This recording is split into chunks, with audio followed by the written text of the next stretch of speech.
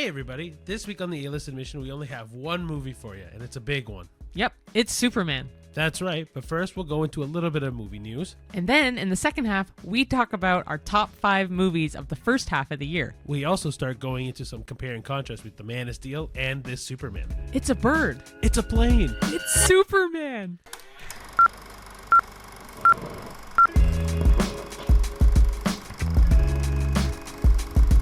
Hello, everyone.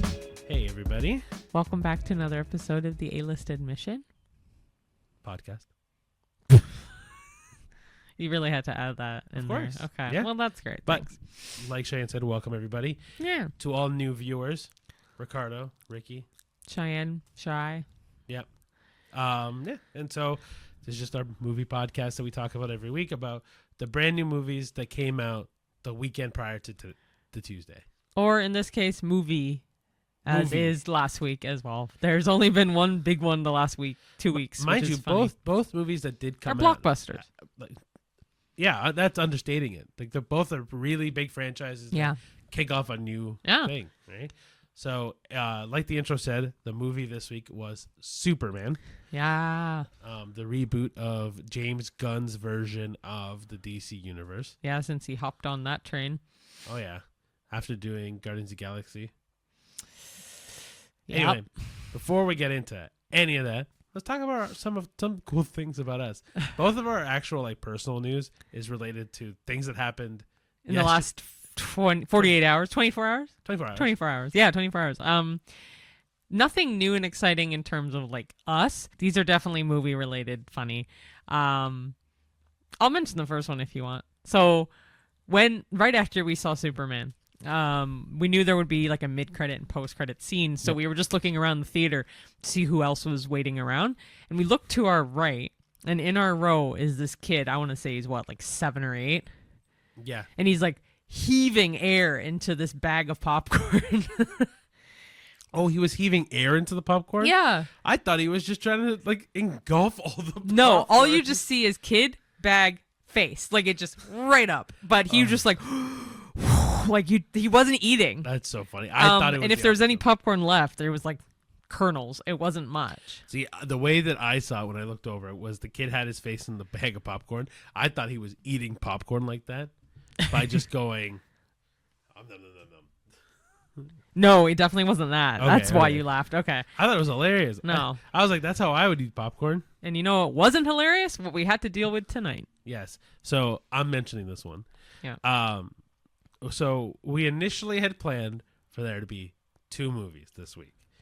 Obviously Superman was always going to be the first one, but the second one was actually called Skill House.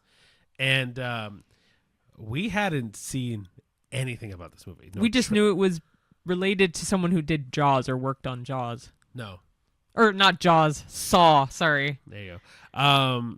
Yeah, so I think it was the producers from Saw. Something like that. But regardless, we were kind of excited because it was another horror movie. But at the same time, we knew nothing about it, no trailers, just a little. I just knew it had Neil McDonough and 50 Cent. I was like, okay, there's some notable names. Yeah. It was awful. We rarely ever leave a movie, even if it is trash. But we also didn't realize that this was kind of a limited release in the terms that it was through Cineplex Events. Yeah, and the big thing for us is, as much as we do try to see every single movie that's out there, we try to limit ourselves to mainstream releases or North American releases, or at least worldwide, or well-known enough that you could see it in the theater right now. The big thing for us is not limited release movies. So Cineplex especially will release movies that only hit certain theaters of a bigger size, right? Because they have the auditoriums to show more than what's allocated there. Now, Scale House, we thought was one of those movies. Then we found out it wasn't. It was, oh my goodness. And I was so excited because I'm like, oh, producers of Saw, it's going to be horror vibes. I'm so ready. And then oh my goodness, it tanked. I don't know how they filmed it. It looked like someone filmed it for a school project for university. Yeah, that's what Cheyenne said too. And I do agree with it. It's kind of like a master thesis. the big thing with this movie, and honestly, no shade to anybody involved with it. It No. just kind of had the vibe, at least, of So the movie's about a content house that and a murder is involved in it. And it's based off the Sway House, which I've never heard of. So that was the big thing. Like, it kind of just felt like a very TikTok generated movie. Or the other way I want to think about it is, this might date us a little. YouTube Red used to be a big thing, and it kind of felt like one of those. Like, I don't know. I never knew what it was. I know of YouTube Red, but so yeah, YouTube Red was like a paid version of YouTube. Same run by YouTube, but it was supposed to be for higher production videos. This was not higher production. This felt like a YouTube Red. No, this felt like one I'd find on Tubi or Plex. No. Yeah, no, 1000%. Because Plex is showing actual good shit too. Okay, and Tubi is too. Does have some Tubi made movies, and I've seen a couple bits and pieces of them, and the vibe of the cinematography was the same. I think you're giving that too much credit. Because Skill House truly felt like a YouTube video that was longer and a higher production. It didn't have higher production. What do you mean? A YouTube video doesn't have high production. Oh, higher production than a YouTube video, sure, but we're not talking. That's what I'm saying. Is that a YouTube Red video is a higher production YouTube video? Okay. This felt like a higher production YouTube video, not a low budget movie. Oh. Okay. Regardless, the movie it was trash, complete trash. Don't see it. Or see it if you want to see trash, but okay, Cheyenne is making it sound way worse than it was. The thing is, it was not good, and Ricky is the one that would rarely ever consider leaving a movie. Out of both of us. The thing is that it wasn't the movie we expected. I think that was the big takeaway for me, at least. It wasn't that it was for me. It wasn't even that it was bad. We didn't give it a chance to say it was bad. No, but I actually did know it was about a hype house. I didn't because I read the synopsis. Sure, but like, it wasn't what I expected. I expected, because it was also like from people that were involved in Saw, that I thought it was going to be kind of the production of the first Saw movie, which is low budget. And even actually, yeah, this was worse than that. That's what I'm saying. Is that this didn't feel like low budget. This felt like no budget, right? Like, it wasn't. It didn't. It truly did feel like a bunch of college kids that put this together for a glorified YouTube video. No budget, though, sounds like they could spend as much money as they wanted. I'm saying like $0. They had no money. They had no money, yeah. Right. My college kids that are trying to fulfill a project, right? Like, yeah. I'm not saying it was a bad movie. I can't say that. We haven't seen it. The 10 minutes that we saw, we did not like. It was lackluster, but it was on the same wavelength as Terrifier. Like, to yes. But like, this was a little worse. Same vibe. We didn't get to the point where it was like, oh, is this going to be as good as Terrifier? Okay, but yeah, it was not great. So funny enough, we always post photos on our story on Instagram. Follow us at the A-List Admission of A-List Admission Podcast. Yeah, but the username is at the A-List Admission. But if you look up the A-List Admission Podcast, will come up. Anyway, we always post on our story a poster of the movie that we are going to see right before we see it. Well, we took this one down right after we left the theater because we technically didn't see it. And if we did a pop or flop, I would have flopped the hell out of this. We hadn't seen it. Cheyenne is saying that, but we don't know. No, exactly. So for now, I'm glad we didn't finish it. And it was a limited type release in a way. So, yeah. I am on okay, when it comes to movie ratings, I don't like to rate something I haven't seen. Okay. So, I'm not rating it. I'm just saying we didn't finish seeing it, and I'm happy we didn't finish seeing it, just based off what I saw. So yeah, Skill House, not that great. Also, one more thing in our, I guess, like not private life, but like stuff to keep for the week. In the last episode, if you do watch our YouTube videos, first off, if you don't, what the hell? You should watch our YouTube. Watch our YouTube videos. It is at the A-List Admission, of course. Or it's also on Spotify if you watch videos on Spotify. Yes, and the audio version of both is on both. Yeah. But anyway, you'll notice 6 minutes of my camera footage is gone. Around 6 minutes of camera footage at the end of the episode is missing in the Jurassic Park themed one. That is because my camera had too much in it and filled its storage while we were filming.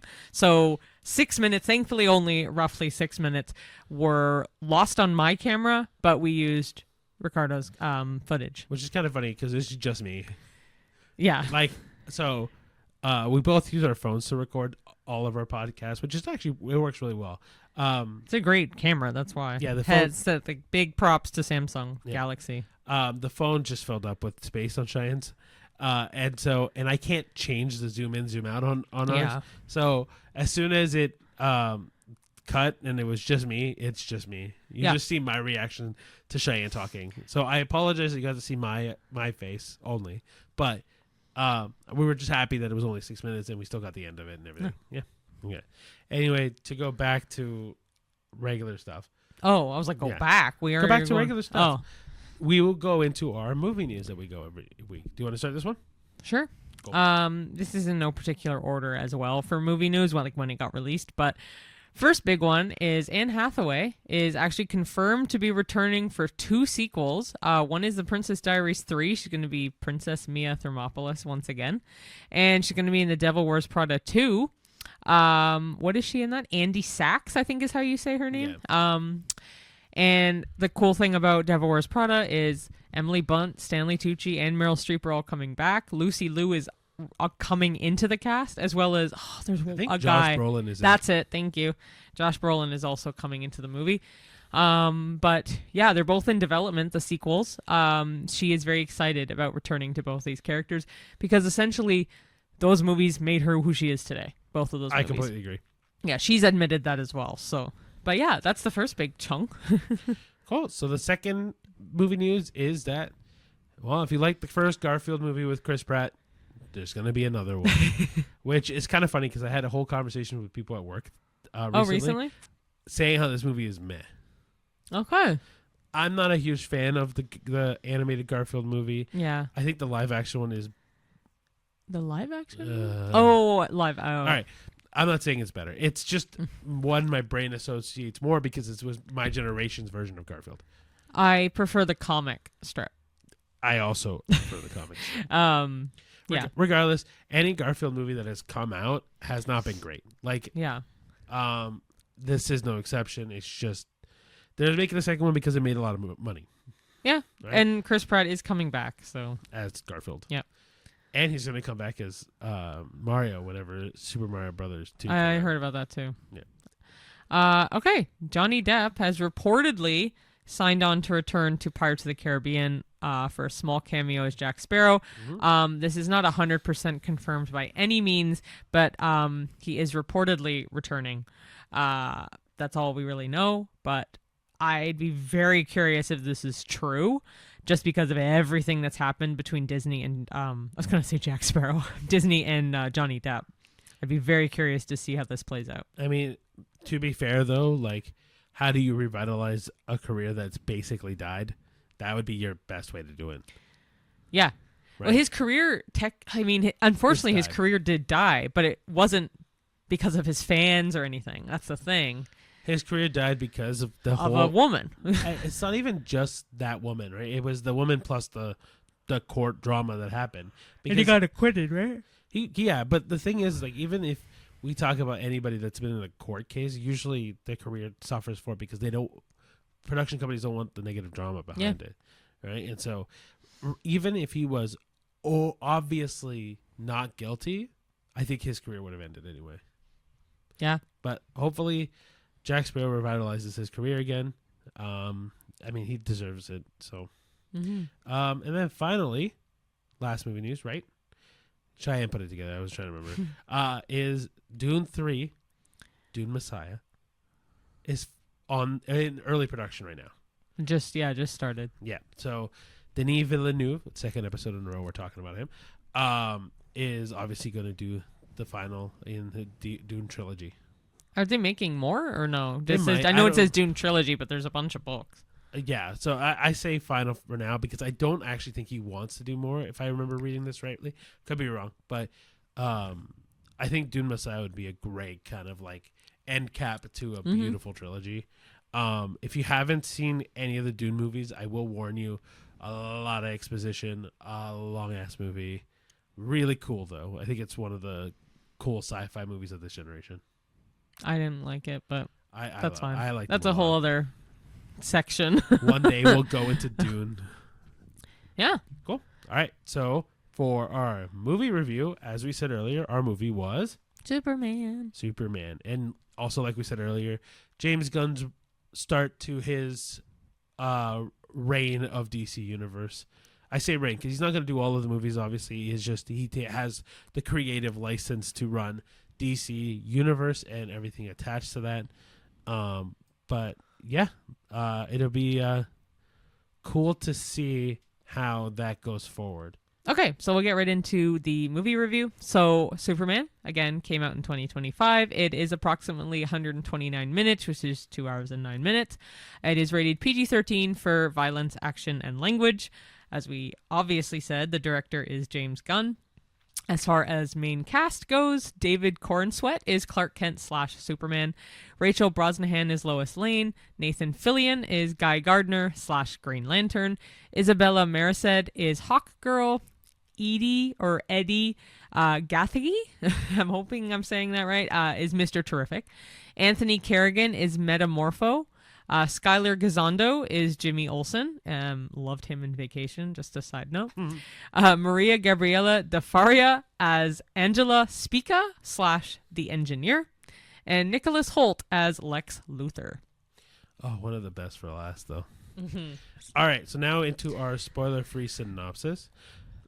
In Superman, Clark Kent navigates the duality of his life as a mild-mannered reporter and as the world's most powerful superhero. Set in the new DC Universe reboot, this film explores Superman's efforts to reconcile his Kryptonian heritage with his human upbringing, striving to bring hope and justice to a world that often feels divided.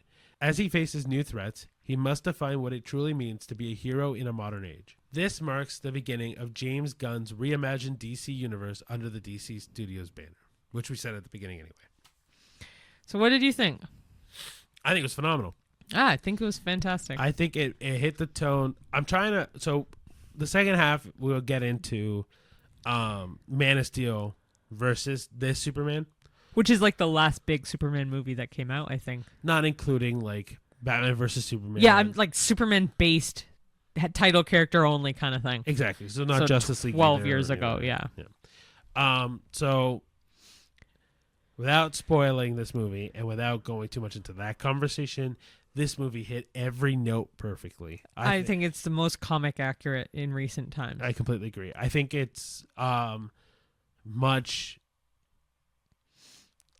regardless, it's much happier. It's much more heartwarming. It's much more inviting. It's much more family friendly.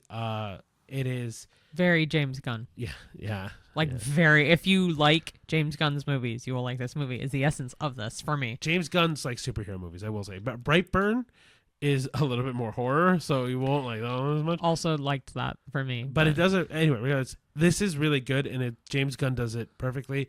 And one thing that I love that James Gunn does specifically in any movie he does, the music is so good, and it plays so well to every scene that he includes specific songs. Well, it helps that he brought John Williams' score back. I mean, in his own way too. Like obviously John Williams, I think he came back for this anyway, but the way he reworked some of the original into the movie in different scenes was really well done. Perfect. Yeah, if John Williams didn't write the score, I'll put it on the screen now just to correct it. But regardless, yeah, I completely agree. The John Williams original theme from Superman, the original Superman, works really well with the themes that they included into this one. Plus, but I also mean like the pulp culture scenes. Like there's a scene with Mr. Terrific. That song worked so well in that scene. I couldn't even tell you what the song is now. I would just know it to hear it. Yeah, but apart from that, every character is just blends in and out very well. It's like when they used "Break the Chain" by Fleetwood Mac. Yeah. In Guardians of the Galaxy or whatever. Well, I'm trying to remember which one. Either way, how he adds like those big songs or like or Mr. Blue Sky at the beginning of Guardians of the Galaxy 2. Oh yeah. Or with Baby Groot dancing. Yeah, but what the synonymous one from the first movie? Hey. Yeah, that one. Yeah. Okay. Yeah. What is that one called now? Come and Get Your Love. Thank you. Get Your Love Now. I almost started singing it. No, Anyway, copyright. No. But yeah, regardless, music. James Gunn knows how to infuse music into scenes perfectly, but he's also really good at ensemble movies, and this movie was very much an ensemble movie. Yeah. Every character that was included in this movie had its beautiful part to play, and it worked well. And Nathan Fillion. Yeah, Nathan Fillion. I always worry to say his name wrong. Why? I always think it's Fillion, but it's not. It's I always Fillion. get his last name kind of mixed up with Fiennes. Fair. Like Ralph Fiennes or Fiennes, whatever. Yeah. I didn't also know. Did you know this is really ADHD of me. Did you know he had a filming, like an acting brother? I did not know Ralph that. Fiennes? I want to say it's Joseph Fiennes. Anyway, Back- brain back to normal. Continue. Nathan Fillion, in everything he touches, is so funny. He was in so fun. Uncharted, right? Or no? You're thinking of Tom Holland. No. Tom Yeah. Who's the older guy in Uncharted? Mark Wahlberg.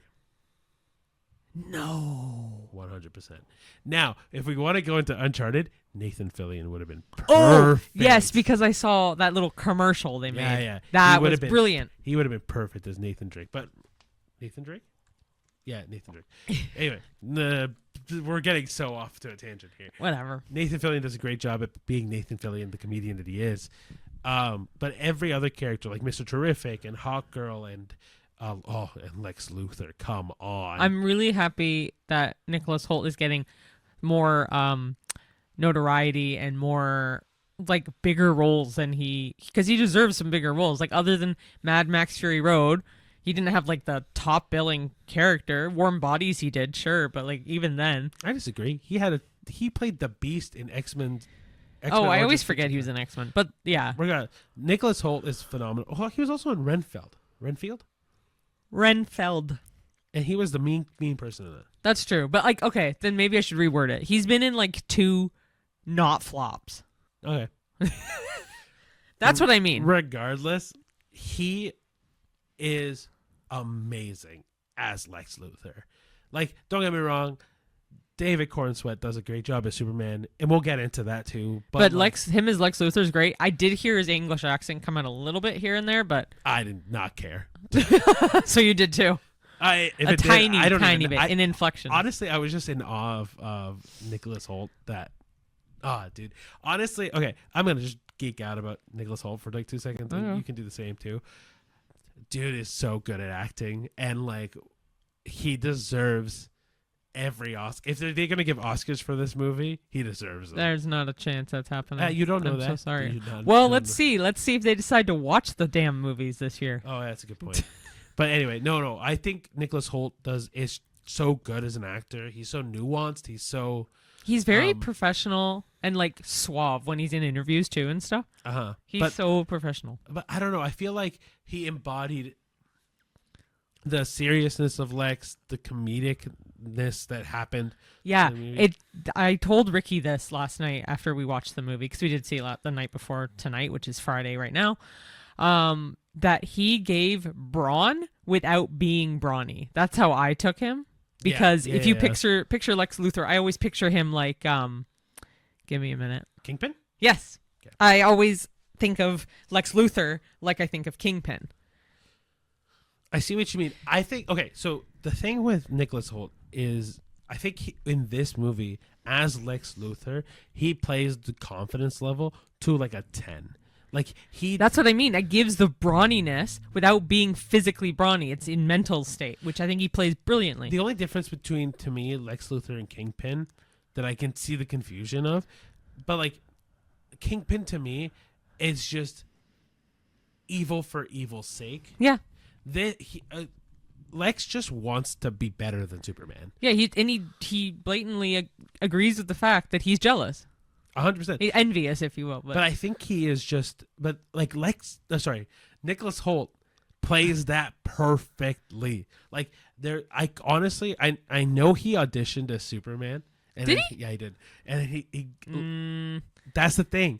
I was thinking about it recently. I was like, he auditioned to be Superman, and then got Lex. But come on, like I don't think you could have casted a better Lex Luthor. No, I mean, I like poor Jesse Eisenberg tried, and he was not good. But it's funny because I don't think of Like, I can't think of anyone else currently who would play Lex Luthor, but I would never have thought of Nicholas Hoult No, neither either would I. until he did it. But he just, I don't want anybody else to touch Lex now. I am kind of biased with certain DC movies because I love the DC universe. And I just really liked this movie. I really, really, really liked this movie. Sucks that it came out in July, which we'll explain later. But yeah, no, it is phenomenal. Yeah. And I mean that seriously. I'm gonna give it a 9. I'm upping it from last night. We were flirting with it too. I think I'm also gonna give it a 9. Yeah. Because originally I was gonna be like, oh no, it's gonna be about an 8.5. No, it's a 9. Yeah. I gave it an 8.5 last night. I upped it to a 9. You gave it an 8 last night, and you upped it to a 9 now. Yeah, I completely agree. Yeah. I think the only reason I think it's gonna get knocked down a peg from a 10 is I just kind of wish there was more Superman, less side characters. Oh, that too, but also I was hearing some reviews that people wanted more Clark Kent. I also agree with that. Yeah. But I also do think the comedy of it slightly gets in the way. That it definitely, the James Gunnness of it gets in the way just a smidgen that I'm like, ugh. That's why it's like, comic accurate. I just wish it was not darker. I just wish it was a tiny bit more toned down.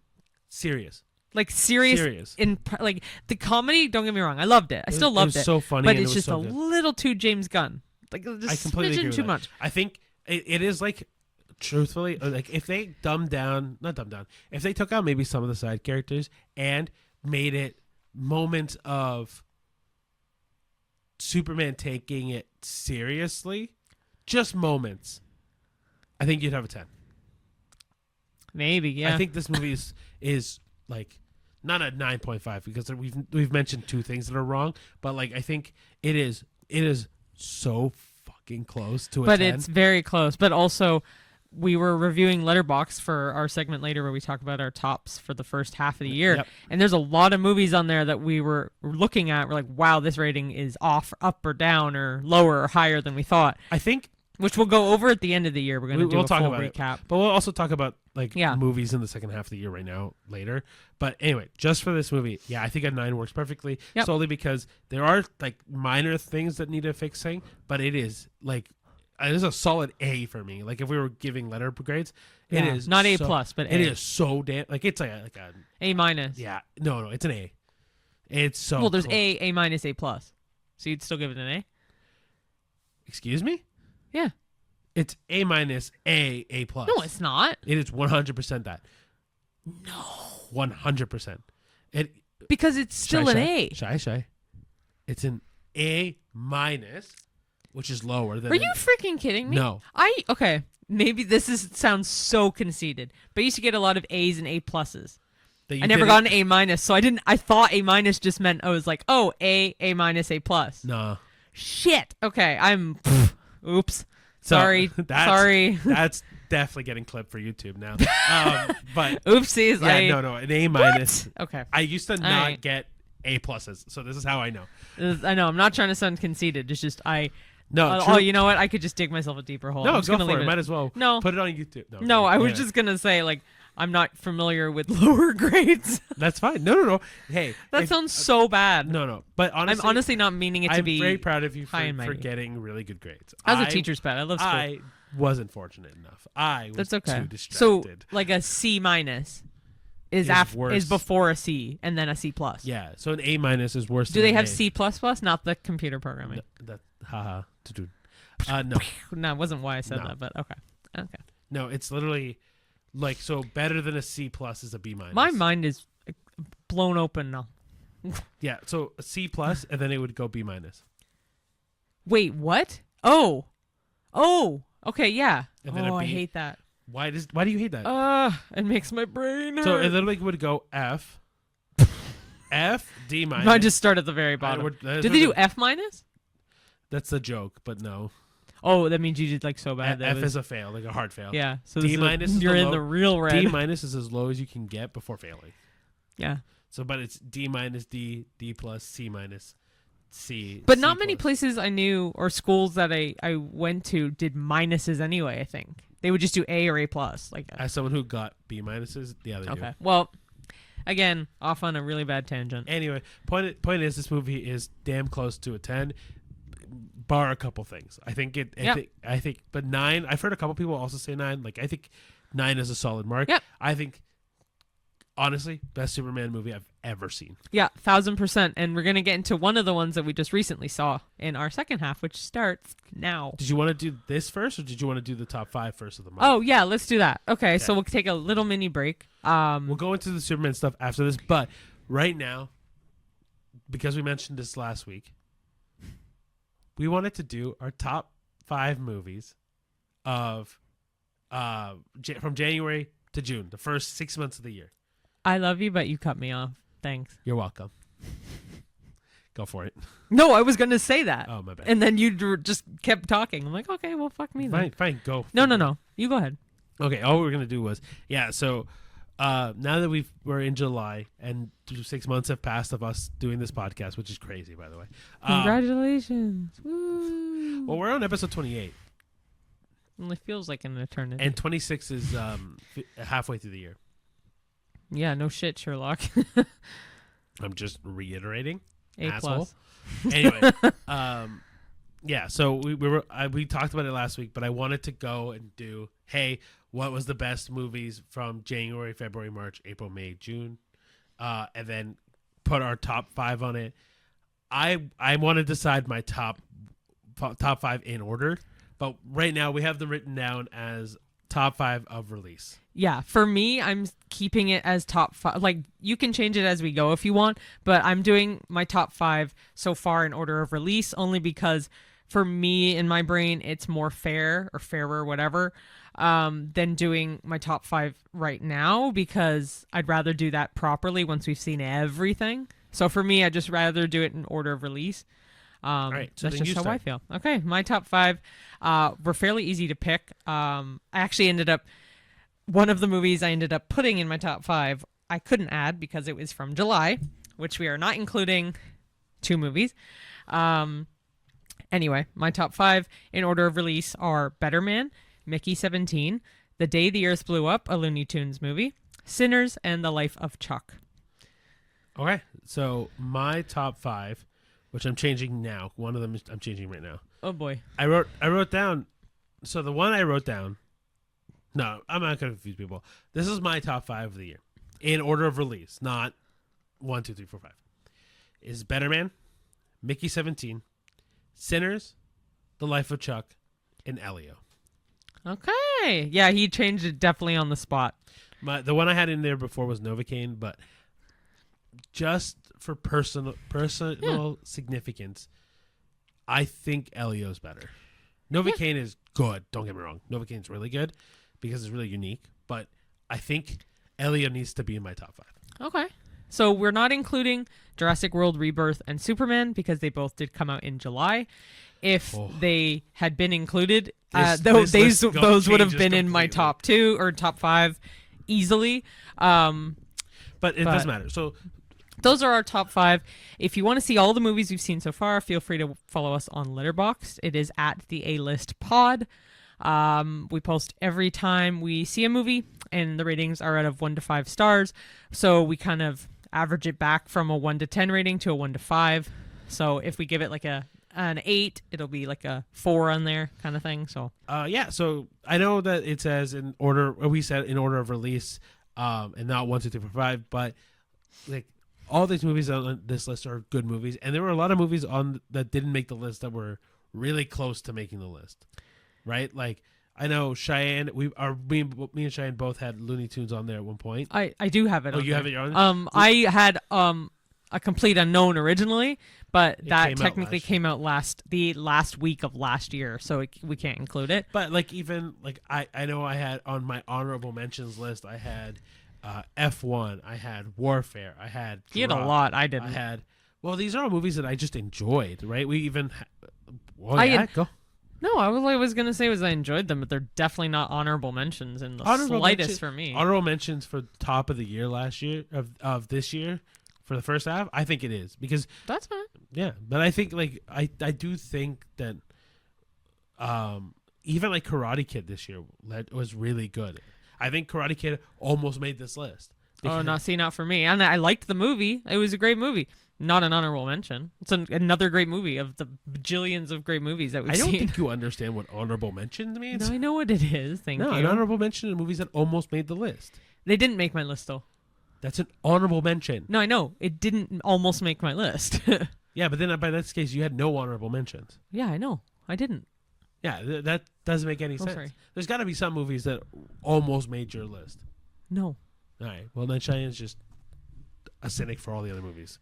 Yeah, sure. But, yeah, I didn't have any honorable mentions. No, Karate Kid was really good. I think it has the capability of making a top 5 list had there not been certain movies that came out last year that only released this year, right? Like Life of Chuck and Better Man, both are movies that came out last year but didn't get a North American release till this year. Right, which is why we're including them. Right. Same with Looney Tunes. Yes, and Looney Tunes. But like... And Wallace and Gromit, which obviously isn't on our list, but we saw that this year and that was released. Oh, sure. I think but that was so was the year. last... Maybe not. So was The Last Showgirl. So was A Room Next Door. The Room Next Door. That's right, yes. But like there were a lot of movies that Yeah. came out last year that got a release in North America this year. Yeah. But like regardless, point is there's a lot of good movies out there, even the ones that we didn't expect. Like one of the first movies we watched this year was Young Werther, and we didn't expect to like it nearly as much as we did. Yeah, same with Materialist. Like, it was very cheesy, but it was still better than what I thought. Yeah.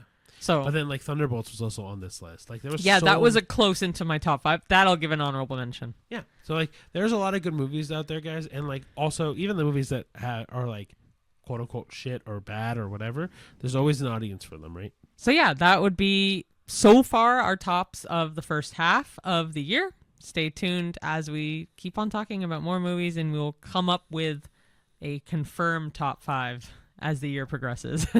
Yeah, maybe by the end of the year we'll do like a top 10 or something. We'll figure yeah, it I'm out. down to do that, and then go over our letterbox ratings and be like, we originally rated it this, we're now rating it this, kind of thing. But before we go into our Man of Steel Superman conversation, let's go into a new segment because I feel like that would be a good segue into it.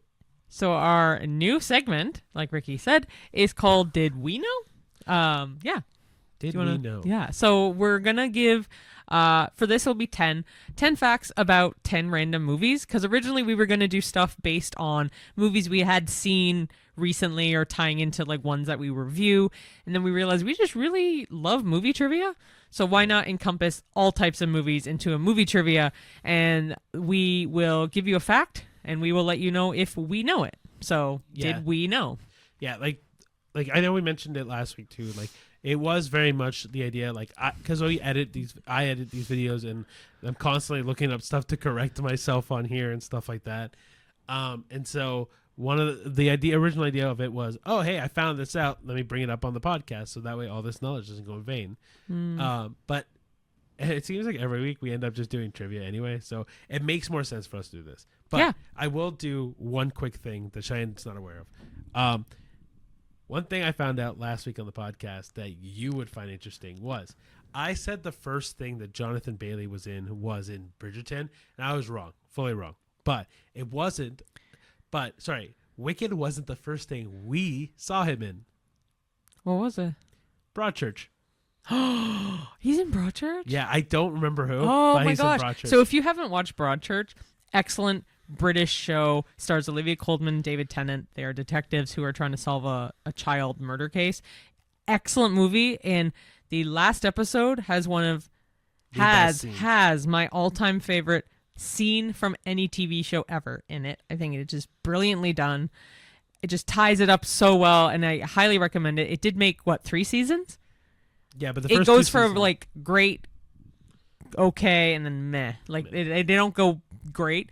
I also do want to watch Shetland because I've heard it's very similar. But honestly, that's so crazy. Yeah, Jonathan Bailey was really neat. That's really neat. So anyway, back to our new segment. Did we know? Yeah. Okay, so you can read the first one. Okay, fine. So, The Matrix, 1999. Keanu Reeves had spinal surgery before filming and couldn't even kick during training. Did we know? I definitely did not. No clue. That's crazy. That's he wild. had spinal surgery? That's insane. Like a spinal tap? Or like... That is an actual surgery. I know, but it's I know also it's a rockumentary or mockumentary. I know that. Anyway, but no, it's I couldn't imagine, one, how he got into that situation, but two, the fact that he was able to still do half the stuff that he did in that movie. Okay, number 2, Titanic from 1997. Oh, I keep forgetting that it was done the year you were born. Anyway, the scene where Leo says, "I'm king of the world," was completely improvised. Did we know? No. I did know this. Did you know that? I did know this. This is actually quite common knowledge. I did not know this. That's okay. We still have not seen it. We will eventually. Yeah. I mean, it's been 6 months since we started this, and we haven't, so, I wouldn't get your hopes up. Well, we did talk about it, why we'd watch it. Yeah. Anyway. All right. Jurassic Park, 1983. Man, we just did this. Anyway, the T-Rex roar is a mix of baby elephant, tiger, and alligator sounds. Did we know? Yes, question mark. I knew they were animal sounds, but not these specific ones. So I guess I'll say no. I did know this. Okay, then maybe I have. Maybe, I don't know. Go for it. Okay, next is The Lord of the Rings, The Two Towers from 2002. Viggo Mortensen broke 2 toes kicking a helmet. That scream, totally real. Did we know? Yes. Yeah, we did know This is a very common fact that I have heard before, but. Cool. Home Alone, 1990. The gangster movie Kevin watches, totally fake. It was made for just the film. Did we know? I did. Yeah, this was very common. It was more recently, like, oh, I didn't realize that. I think I knew a couple Christmases ago. Yeah, something like that. Yeah. All right. The Notebook, 2004. Ryan Gosling was cast because the director wanted someone not handsome. Did we know? No. Wow, that's a lie. I didn't know this. No. Oh. No. Okay. I love how you said it right after I said that. No. I also didn't know, but the director is just kidding himself. He's not attractive. I disagree. I think that's fine. He's attractive in Fall Guy. I think he is not. Maybe he's not everyone's cup of tea, but he's also not ugly. No, he's not ugly, but I love that it's not handsome. Anyway, I did not know that though. Cool. No. Bridesmaids, 2011. The airplane scene. Kristen Wiig was really drunk. She drank tequila for real reactions. Did we know this? No. That is amazing. I did not know that. That's brilliant. That is very fitting for Kristen Wiig. I love Kristen Wiig in SNL. Oh my gosh, and the Californians and just no. She's a phenomenal improviser. She's just funny. And it's just well done. Yeah. Okay.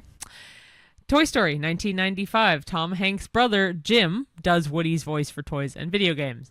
Did we know? Heck yeah. Okay, so actually, I almost said hell yeah too. That's funny. I can actually pinpoint one of the exact interviews where he mentions this. Yeah, I can too. With Graham Norton. Yeah, it's very, very, and he looks. They look so much alike. They look alike. They sound alike. It's wild. The Hanks family. Oh yeah, the way they do talk is crazy. But the Hanks family has such strong genes on the dad's side, like crazy. Colin looks like his dad, who looks like his brother. But like, Chet doesn't really look like. Who the hell is Chet? Chet Hanks. That sounds like Chet, the shitty reindeer in the Santa Claus movies. No, Chet is an actual Hanks. All right. Inception, 2010. The hallway fight shot in a real rotating hallway. No CGI. Did we know? Yeah. I forgot I knew, but I knew it from you. So. I did know this because I've actually seen the footage of them doing the whole setup for it. It's really cool. It looks like a cube, but it's really cool. All right. Finally, The Lion King, 1994. Hakuna Matata wasn't planned. They replaced a song about eating bugs. Did we know? I don't think I did. I had no clue. I actually thought this was like pinnacle, like pillar. Most things that are like important to the movies are never usually in the beginning stages. But it's crazy because Hakuna Matata is like probably one synonymous with The Lion King. I know, but I don't think I've heard of this. I don't even know what kind of eating bug song they would be talking about. So I have no idea. I can't like not do the the hand thing. Hakuna Matata. No, you need to show this because I have no idea. Okay, so I learned this from the festival of The Lion King, which is a show in Animal Kingdom at Walt Disney World. Oh. It is. I don't think it's there anymore, unfortunately. But a very common thing. Okay, now this sounds a little more familiar. Okay, a very common thing that they did was, if you can imagine, Hakuna Matata, not singing it because of copyright, but it's like I'm gonna pretend this is a table. It's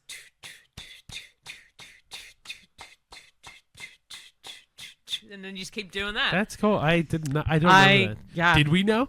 I damn sure did. I think I do remember this, but I don't remember it all. Pipe dream? Fever dream? Maybe fever dream. Not. I don't know. Pipe dream. Wasn't for me. It was real. But guys, that was our segment called "Did We Know?" If you like it, let us know. If you didn't know these things either, or did, let us know as well. I mean, we always talk about trivia anyway, so this is just a fun way to insert more trivia into the podcast. And it's fun play on like, did you know? Did we know? You know. Anyway, awesome. So let's go back to Superman. And so finally, we'll get into the final part of our second half, and we'll go into Superman 2025 versus the Man of Steel 2013, which I didn't realize was that long ago. Holy crap. That's what I said 12 years ago. I know you said it earlier, but I still can't believe it. All right, so first we'll start with the director.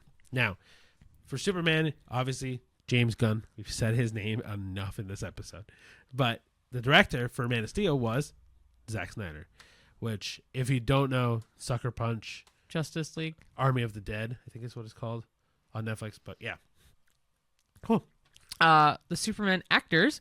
For Superman, it's David Corenswet. For Man of Steel, it is Henry Cavill. For Lois Lane, Superman, Rachel Brosnahan. Man of Steel, Amy Adams. Lex Luthor. Superman, Nicholas Hoult. Man of Steel, Jesse Eisenberg, who also in that role appeared in Batman vs. Superman. I don't think he ever appeared in Man of Steel. What do you mean? Jesse Eisenberg never appears in Man of Steel. No. Oh, that's why. Yeah. He didn't appear in it, but like in that era universe of Man of Steel, he's in Batman vs. Superman. All right. So the tone for Superman, it is hopeful, classic, balance between heart and action, whereas Man of Steel is darker, more somber, definitely more philosophical. As far as world building is concerned, Superman starts a new DCU continuity under DC Studios, whereas Man of Steel had the launch of the DC Extended Universe, or the DCEU. For visual style, Superman is brighter and more comic-inspired, whereas Man of Steel is more gritty, desaturated, dramatic, more monotone. As far as Superman's identity goes, in Superman, the focus is on balancing humanity with heroism, whereas Man of Steel, the focus is on isolation and the burden of power. For supporting heroes, Superman features other DC heroes like Green Lantern and Hawkgirl, whereas Man of Steel focuses solely on Superman, with Batman coming later in that ties into the Man of Steel. As far as runtime goes, they're fairly close. Superman is 129 minutes, whereas Man of Steel is 143 minutes. Close in it's close. 20 minutes is not 20, but almost 20. 14 minutes. So. Oh, I guess only 14. Thank you. Whatever. Anyway, target tone. Superman is family friendly, PG-13, with a wide emotional range, whereas Man of Steel is PG-13, but a lot heavier and definitely more intense violence. Yeah. So some key differences in terms of tone and spirit. Superman returns to a more idealistic, inspiring version of the character, while Man of Steel presents a modern, conflicted Superman grappling with identity and acceptance. In terms of world positioning, 2025 kicks off James Gunn's new DC universe with multiple heroes appearing, whereas Man of Steel was a much more introspective, and character-centric version of the character. And then action and emotion. Zack Snyder's film leaned heavily into stylized action and weighty themes, but James Gunn is reportedly emphasizing the character warmth, the charm, and the balance with adventure in Superman. Perfect. Yeah, so if you couldn't tell, it definitely is a tonal difference between the two, and the way that they approach the character is very different as well. Yeah, so we'll get into five questions to ruminate on. This is a vibes check on hope versus heaviness. So which film do you think better captures the spirit of Superman? Hopeful and inspiring, or introspective and heavy? Funny you should say that. This is a hot topic on really? on different podcasts online talking about this, but the only answer really is the 2025 Superman movie, where it's a lot more hopeful and inspiring. Yeah. Superman is not dark and gritty. It just doesn't feel right. It kind of feels like it feels so much on he cares about humans in Man of Steel, but it's such a side point. again, Man of Steel, fair warning, there might be spoilers because that movie is 12 years old. We will not be spoiling Superman, but Man of Steel, we may spoil some stuff. Absolutely. Case in point, his adopted dad.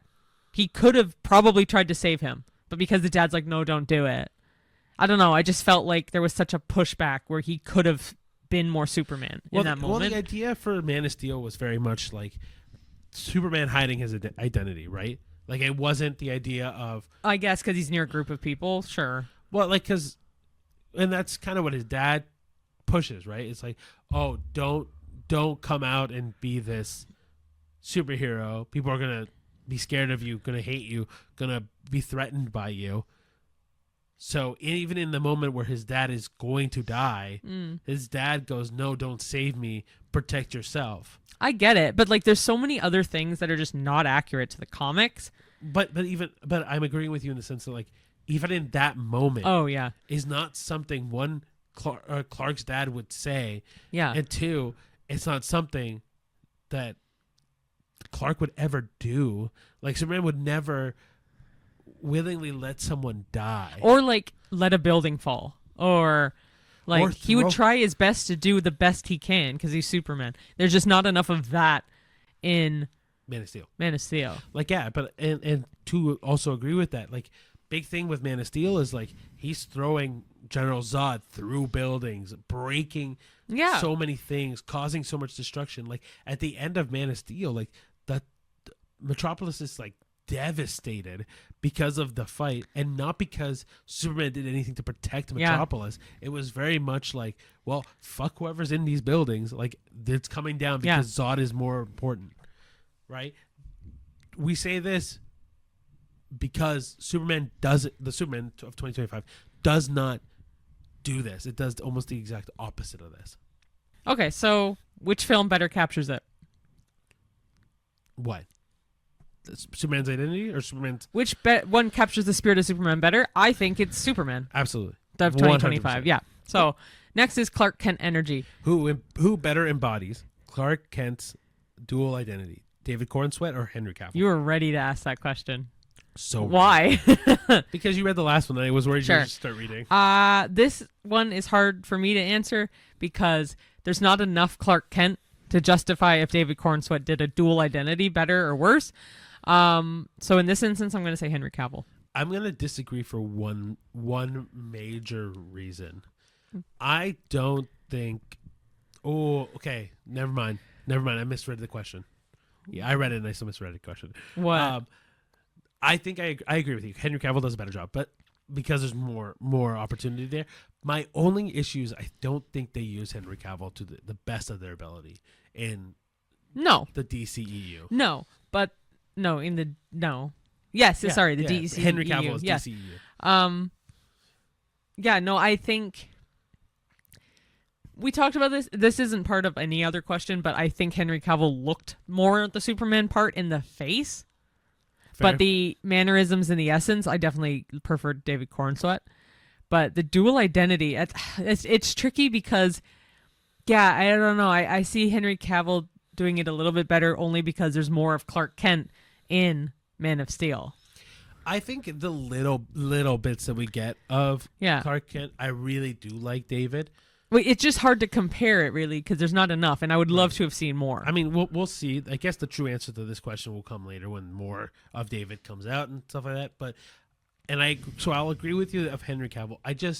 I think Henry Cavill has the ability to do so much in the way of acting. Yeah. But he just doesn't have the writing to make him good. Yeah. You know what I mean? Like, I think Mission Impossible Fallout, I should be specific, is his best movie he's ever done for his own acting ability. I think Man from U.N.C.L.E.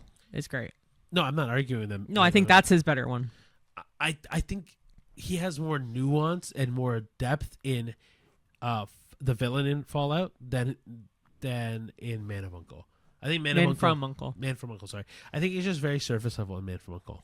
But, okay, that's fair. My opinion. I think Henry Cavill is the better of the two in terms of Clark's dual identity. However, I just wish they had used Henry Cavill better. Yeah. Cool. So the next one is Lois Lane Showdown. So which Lois Lane feels more dynamic and fitting for the Superman universe? This is tricky. I don't know enough about Lois Lane to really justify my answer.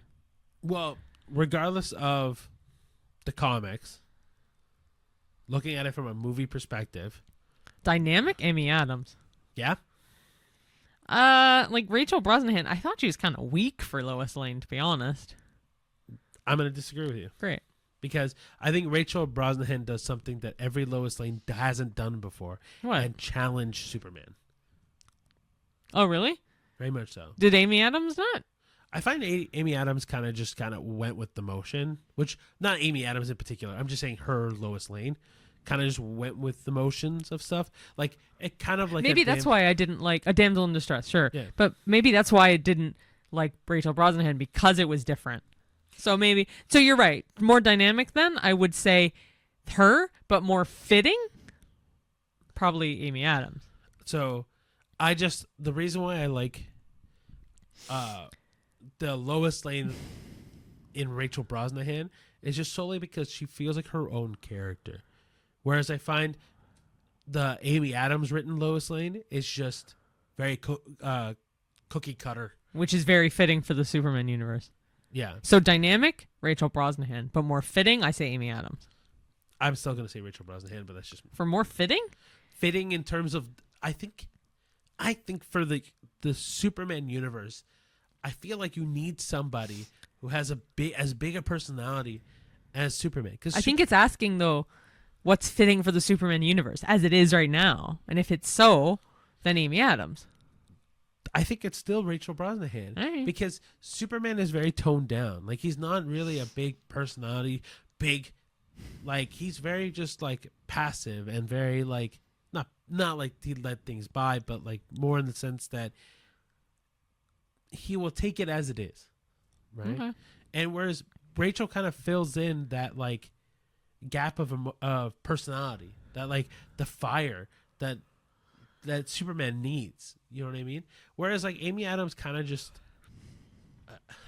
again, I'm not saying this of Amy Adams, but, like, her Lois Lane is just there to me. Like, she doesn't do anything.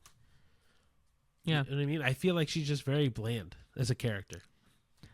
Okay, next then, team versus solo. So does including other heroes in Superman of this year enhance or dilute the focus on Superman?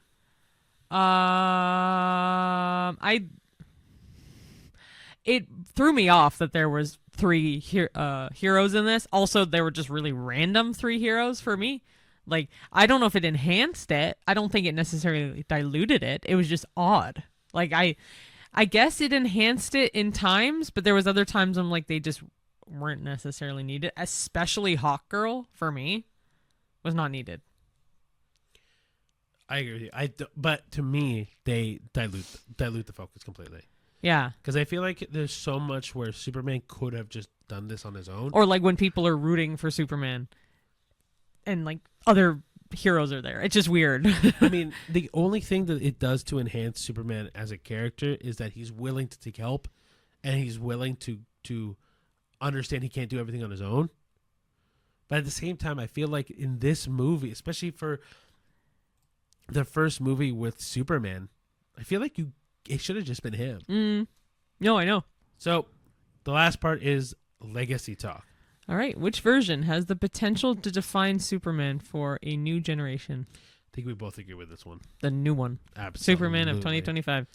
And I think it's the one that should define Superman. Superman flat, period, point blank. Like, it has the potential to define Superman. This one.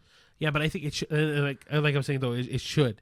Because the other one feels so much like not an evil version, but like a much more like narcissistic version of Superman. Whereas this feels so much like uplifting. Like, this is a good note for everyone. You know what I mean? Yeah. Like, I feel like this is gonna inspire kids to want to be like Superman or to have a Superman. Very much so. Right? Like this, my dad's favorite hero is pretty much Superman. And for Marvel, it's probably Spider-Man. But for DC, it's definitely Superman. Growing up, he wanted to be Superman. You would fake being Superman. So, like, it brings back the nostalgia of what people know and love about the original, like, Christopher Reeve style Superman as well. Of course. But, like, and that's exactly it, right? Like, Yeah. I can look at this movie and go, man, this feels so heartwarming, so Yeah. loving, so inspiring, so caring. So this is the Superman that I want to show our kids one day if we have kids, or this is the Superman that I want to show to the world. Like this is the one I'm gonna remember more than the Man of Steel. Yeah, 100%. Okay. Okay, that ties it up pretty well. Yeah. Sorry we were kind of all over the place with our second half, but It wasn't intentional. I think it was still like organized chaos. organized chaos is the right word. But we wanted to like kind of cluster in a bunch of little things and end off with more Superman because it's an excellent movie. We definitely recommend that you go see it. Absolutely, definitely one of the tops of the year, I think. Yes, but not for the first half of the year. No, but it's definitely one that we would definitely recommend. Yeah. Honestly, if you have a choice between, if you are going to watch a movie in July, please watch both Jurassic World and Superman. Yeah. I think both really deserve it. Later on, we're going to get some Fantastic Four, so that's also really worth seeing. So I'm really excited for that as well.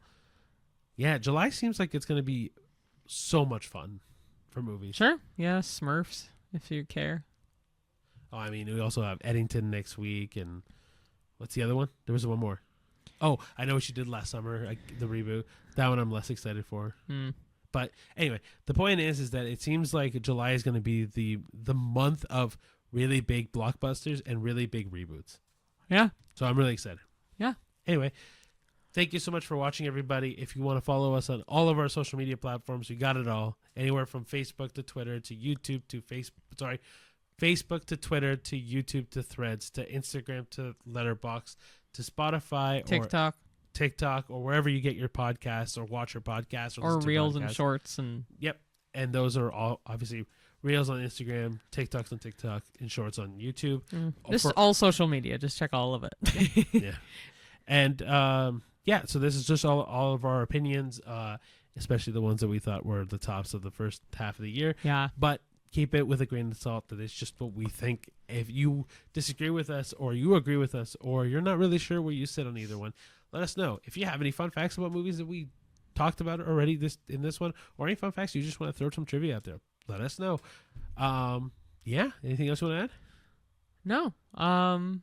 Thank you again for watching. Oh, like, comment, and subscribe, and hit the notification bell so you get notifications about new videos and audio and stuff like that. Yeah, and then rate us whatever you'd like on Spotify, preferably 5 stars. But if not, let us know why. Yeah. Then I guess until next week. We'll see you at the movies. Bye. Bye. Bye.